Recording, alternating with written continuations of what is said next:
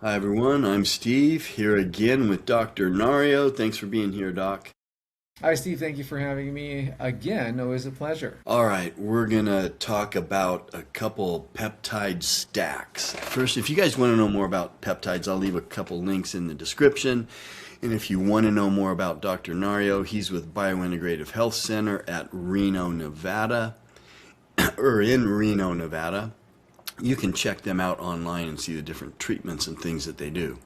So, we're going to talk about two of the healing peptides.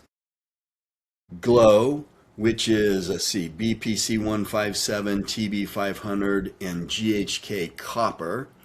And I guess you're going to kind of compare it to Klow, which is the three I just mentioned, plus KPV. Yes. So, these are both very, very popular stacks. Um, which one do you want to start with, or what do you want to tell us about these? The difference, or I guess maybe when you would use one, or when you would use the other one, or is one that has the more in it always better, or not always better? So, what? Tell me what you think. You're right. So, Steve, as I encounter this in clinical practice, when you see, I guess, patients who are on peptides and maybe went through specific surgeries or trauma, and then if you, let's say, compare two of them undergoing the same experience, one looks amazing 2 weeks later, but the other is probably not. So could this be some factors related to healing or the procedure that they went through? And the thing here is, as an integrative doc, I get this question all the time. What's the fastest way to heal? Some people think there's a magic peptide. Others think it's collagen powder. Others believe it's grandma soup that she makes for you when you have a cold. Grandma's Truth is, soup, that works pretty good, doesn't it? yeah, the Grandma's collagen soup? soup, right? So, truth is, healing is like building a house. You need all these good architects, good workers, good materials, and enough electricity to power everything. Tonight, I guess today, I like it nights. We're going to talk about one of the hottest topic in peptide medicine, repair peptides. So here, you just mentioned about all of these specific peptides. The thing here is Glow and Klow is the one that stands out in relation to this differentiation. And again, glow is not what's happening when you're after drinking your champagne, or Klow is in the sound that your knees make when you stand up maybe at 50. But these are again combination peptides that repairs and also helps the body heal faster. The thing here is I mean, I don't have to probably, unless you want me to, dissect BPC, TB500, and GHK copper. The real thing here is the one that you need to understand is KPV. So what is really KPV? KPV specializes in inflammation. So now remember, inflammation isn't always bad. Without inflammation, nothing heals. But too much inflammation is like inviting like 50 firefighters to put out one birthday candle. Sometimes we need to calm the immune system just enough to make healing continue. So that's where KPV comes in. It helps regulate inflammatory signals, especially the pathway called NF kappa B or beta, which you can simply think of it as one of the body's master inflammatory switches. So that's where I guess the major differences in terms of components, because all of those components are basically focusing on collagen building, increased blood flow, and even calling in cells to heal scar tissue. So, but that's the real kicker there. That's the bigger difference in terms of physical components. So the KPV adds a inflammation reduction uh, aspect to it. That's right, and that's why that's the again that's the kind of like the bigger game changer. And again now, so when would someone use one over the other, right? That's a common question. So the glow stack is often considered when the goal is better collagen, skin rejuvenation, even a better scar quality, and even just routine recovery. The close stack may be considered when inflammation expected to be greater. Examples includes larger surgeries, multiple dental implants, orthopedic procedures, significant tissue trauma. And of course, these decisions should always be individualized by your physician. And again, peptides are tools and they're not magic. And again, this is where kind of we need to differentiate. it doesn't mean that you have an injury, you just grab a Glow or a Klow stack. It really now depends on how much this injury is. Now, some people take these, you hear a lot of opinions out there with influencers and doctors even, and experts with these peptides. Some say you should take them separately. And you got 4 peptides there. You could actually take 2, like BPC157 with TB500. That combination by itself is very popular. Yep. But is there a time when maybe you want to manipulate the dosing or something, or your physician, your medical practitioner wants to manipulate the dosing? Is there a time where you would take these separately, or maybe you would take a little more of something else? Maybe you don't need one of these particular peptides every day. Maybe you need it 2 or 3 times a day. So what are your thoughts, and what is your opinion on taking these separately? A lot of people don't like multiple injections, and so they like the combination. But what are your thoughts on that? Right. I think you mentioned a while ago, Steve, the Wolverine stack, which is the BPC and TB500. So that's the 2 combos there. But let me just explain to our audience here the power of multi-peptide blends. Why are they blended together? Why are they not separate? One is the convenience, right? 1 vial, 1 injection instead of multiple separate shots. And again, this improves patient compliance. Because when you combine, let's say you do it on your own, these peptides should not be combined when were bought separately, because they will stick together. That is not advised. In the lab, there's a process that they do so they won't stick together. And again, just give the patient 1 shot that they would need for this. And then the next one is synergy. The peptides that are all together in 1 bottle actually has complementary functions to each other. So in this situation, the healing cascade, so they work all together to create a more complete repair signal that any single agent alone can do. The other one is efficiency. So compound blends, again from reputable pharmacies, give consistent, precise dosing, again with certificate of analysis, purity, and sterility. And this is the reason why these stacks were made.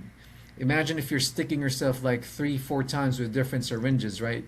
That's probably going to be an issue. So now let's go to your question. Why should I just choose a Wolverine stack versus just the whole Glow stack, or why should I choose like a single peptide?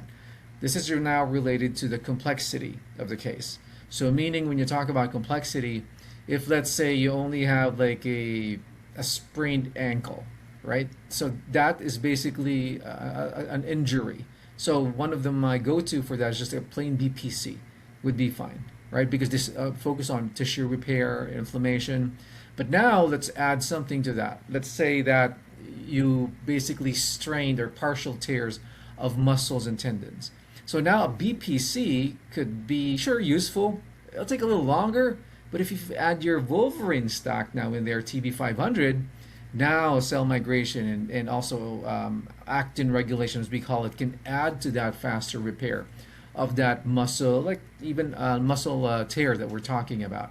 So now let's talk about GHK copper and then KPV, why it needs to come in. So the most common usage of Klow, or maybe Glow first, is aesthetic surgeries. So if you think about aesthetic surgeries, these are what we call like incision lines, right? Like the eye bags got fixed, or even a removal of a mole, a lesion. So meaning there's actually, we need, in terms of dermatologic, the GHKU copper comes into the picture because of the collagen effect of GHK copper. And then now underneath it all, now you have the need for BPC TB500 to act into that damaged area where collagen and tissue is, so that you don't have any much of a bad scar to end up with. And now let's go to Klow. So how do you go into Klow? So now you're really going to the big guns. As I mentioned to you a while ago, we're talking about major surgeries. Somebody, let's say, had a hip replacement. somebody got into an accident, a motor vehicular accident. These are tissues, bones that are getting damaged into the deeper levels now of your body, thus needing more help. And you have to remember that there's more inflammation there because the deeper you go and the bigger the damage or impact you get, the more of a mess that you get with inflammation. Thus, KPV comes into the picture. So that's why I think you want to put it in the phrasing that Klow is your big gun, and then anything above that is below that is your lesser gun, like your Glow, individual BPCs, GHKU coppers, and TB500s. Okay, but obviously very effective for what you're using them for. So the first two, BPC healing, and then TB, the blood flow and all that, and then the collagen support, which is the GHK copper, and then the inflammation, KPV. Now, I have another question for you. Now, I guess you kind of answered. So the difference is you could take them all four separately, right? But now you're doing 4 injections. Yes. So it's okay to take them together as long as it's done medically and it's done properly. Yeah, the thing there is, as I see patients in terms of compliance issues, the more you make them do something, the less they would do it. The more harmful it is, even more that they're not going to apply to that. And that's why, even as I mentioned a while ago, people would get smart. I mean, influencers would, and they would put all these peptides in one syringes. I've seen They're that mixing it before. themselves. Don't Yes, do that. you can't do that. They're gonna stick. They're gonna react. Who knows what's gonna happen? You're gonna grow another toe. I don't know, but just make sure you just follow the guidelines on how to use this properly. Okay, last question. I think I know, that the BPC157 and the KPV are also helpful for healing the gut. Tell us about that. Right. So the BPC is basically more of focused on gut lining repair. So gut lining repair meaning leaky gut, right? So this is where our guts are exposed to all the good food that we like to eat, the hamburgers, right? The sad diet, the American diet. It actually ruins the grains, the glutens. It ruins the lining, thus leading to decreased absorption and also inflammation. So BPC works on this lining, the lining of our gut. It's like cement, so that it can seal it up again. The KPV is actually the one that's responsible for inflammation. So when we're talking about inflammation, we're talking about pathological conditions. So pathological conditions like Crohn's disease, ulcerative colitis, that you're pooping bloody diarrhea, right? So these are the things that when KPV is used in that aspect. So we're talking about oral now. These are, sure, you can still use injectables, but in these situations, when you're talking about gut, you want gut peptide rubbing on the intestinal mucosa directly, so that healing can be facilitated faster and better. So that's why I always use the inflammation as your marker for the indication of the use of KPV. Okay. All right. Dr. Nario, any last thoughts on this topic? Yeah, so in this situation, I would probably like to give an example for patients, for our audience to remember about a case that really stood out for me.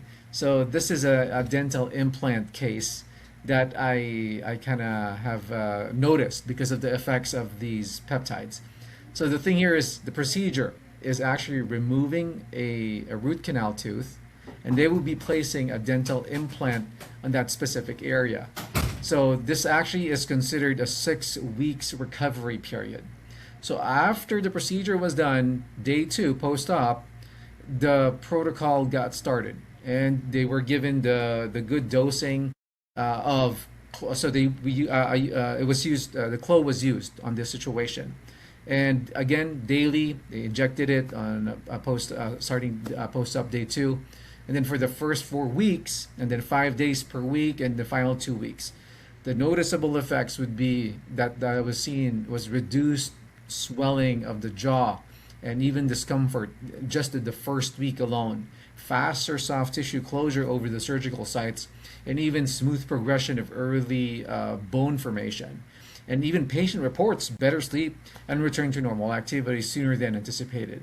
And that's why this is aligning towards preclinical data that, especially TB4, there's an actual, I guess, statement out there. It accelerates socket healing, meaning where tooth got extracted from, and overall anti-inflammatory and regenerative blends such as Klow works in these specific situations. So that's one real life situation that our audience probably needs to know about that, because if you're going to go through that procedure, I guess Klow is your guy. All right. Well, the reports you hear from patients and people that have tried these healing stacks, they're pretty amazing what people are saying. Right. So, Dr. Nario, as always, we thank you very much for being with us, and we will see you next time. Well, thank you, Steve, for having me. As we all know, that knowledge is power, and thank you for letting me provide you with edge on longevity and health maintenance, which I call the biological edge, or the bio edge.